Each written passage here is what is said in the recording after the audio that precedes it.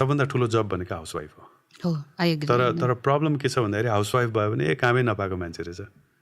अनि तपाईँ के गर्नुहुन्छ भने आम जस्ट हाउसवाइफ भन्छ कि आमा हाउसवाइफ भन्छ भनेको काम नलाग्ने केटी भने जस्तो महिला भने जस्तो देखिन्छ नि, होइन हाउसवाइफ भनेको सबभन्दा ठुलो जब हो होइन। किनभने घर मान्छेले जे पनि गर्दाखेरि लास्टमा गएर त्यही घरै हो कि होइन। म बाहिर जाउँ या पैसा कमाउँ या होइन म देश विदेश घुमौँ जेसुकै गरौँ, लास्टमा आएर मैले गरेर यसो थकाइ मेट्ने अथवा आनन्दको महसुस गर्ने भनेको त्यही घर हो कि। त्यो घरलाई घर बनाउने मान्छे नभएपछि कसरी घर हुन्छ त्यो होइन। त्यो त it's like a building, house मात्रै भएन, होम भएन नि त होइन। सो त्यही भएर चाहिँ अब यहाँबाट फर्स्ट ब्रेक सुरु भएको हो हाम्रो होइन, मतलब डिस्ट्रक्सन सुरु भएको हो होइन। सो अनि त्यसपछि वुमेन राइट्सको नाममा होइन, वुमेन राइट्स त त्यो हाउसवाइफ हुँदाहुँदै उसमा भएको अत्याचारहरूलाई खतम पार्नुपर्ने हो नि त होइन। नट नेसेसरी होइन द्याट यु गो आउट होइन, अर्न वर्क गर।